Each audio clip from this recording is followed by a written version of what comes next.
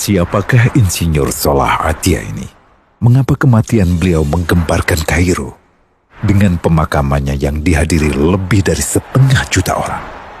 Mari kita simak kisah dari Asosiasi Universitas Islam Mesir ini. Al-Kisah dari kampung kecil bernama Tafahna al-Ashraf, distrik Middle Ghamir, Provinsi Dakohliyah, Mesir, ada 9 orang sarjana miskin lulusan Fakultas Pertanian. Lalu mereka pun sepakat membuat sebuah peternakan unggas, sembari mencari mitra ke-10. Namun mereka terbentur modal. Maka dengan sekuat tenaga mereka kumpulkan dari hasil menjual tanah, perhiasan istri, hingga meminjam. Meski tidak banyak terkumpul, namun mencukupi untuk memulai usahanya.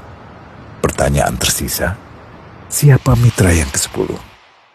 Insinyur Solah, satu dari mereka pun berkata, "Aku sudah menemukan mitra yang ke-10. Siapa?" kata teman-temannya. "Allah," lanjutnya. "Allah akan menjadi mitra usaha kita yang ke-10. Allah akan mendapat 10% dari keuntungan kita. Dengan perjanjian, Allah yang akan memberikan perlindungan dan pemeliharaan, keamanan dari segala wabah penyakit." Akhirnya mereka pun sepakat. Kontrak kerjasama pun ditulis secara rinci dan dicatatkan ke notaris. Lengkap dengan peran mitra ke-10 tersebut. Tak disangka, setelah 1 musim bisnis mereka langsung meroket, jauh dari yang dibayangkan sebelumnya.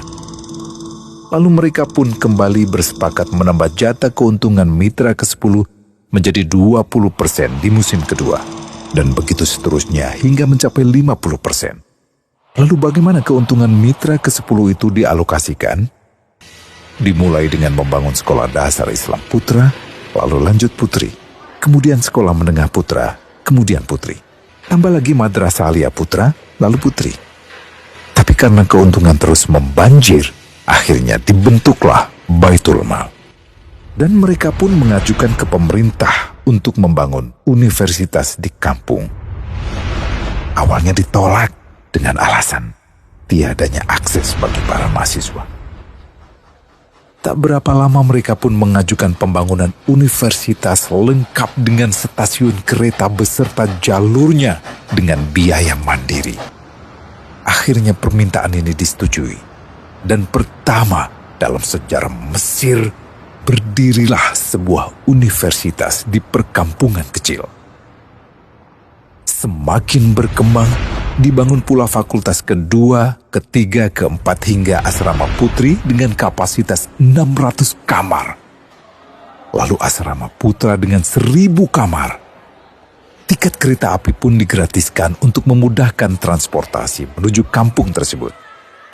Tak cukup hanya itu, dibangun Baitul Mal berikutnya hingga hilang kemiskinan di daerah tersebut. Dan program ini diduplikasi ke kampung-kampung lain hingga bisa dikatakan tak ada kampung yang disinggahi Insinyur Solah kecuali akan dibangun Baitul Mal untuk warga. Bantuan pun diberikan untuk fakir miskin dan para janda. Pemuda pengangguran pun dilatih untuk mengelola perkebunan sayur hingga mandiri, bahkan sampai bisa mengekspor ke negara tetangga. Pada saat panen raya, seluruh penduduk dikirimi paket sayur. Di hari pertama Ramadan diadakan buka puasa bersama untuk seluruh penduduk desa. Mereka memasak dan hadir ke lapangan yang dipenuhi beraneka makanan. Disiapkan juga perabotan untuk gadis-gadis yatim yang ingin menikah. Dan ini semua merupakan sedikit dari banyaknya kebaikan yang dilakukan oleh Insinyur Solah. Hingga pada akhirnya disepakatilah keuntungan perusahaan 100% untuk Allah. Insinyur Solah yang awalnya adalah salah satu mitra usaha berubah menjadi karyawan Allah. Dia hanya menerima gaji, namun dia memberikan Tuhannya syarat agar membuatnya hanya butuh kepadanya dan hanya meminta kepadanya. Inilah sosok Insinyur Solah Atia, aktor utama kisah menakjubkan ini. Keikhlasannya membuat ia sama sekali menolak terkenal di media massa. Dan kini, meski orang yang melibatkan Allah ke dalam bisnisnya ini telah wafat, terbayang seluruh amal jariahnya yang selalu mengalir untuknya. Masya Allah. Pertanyaannya, akankah ini hanya menjadi sebatas kisah saja? Atau menjadi teladan bagi kita untuk mengikuti jejaknya?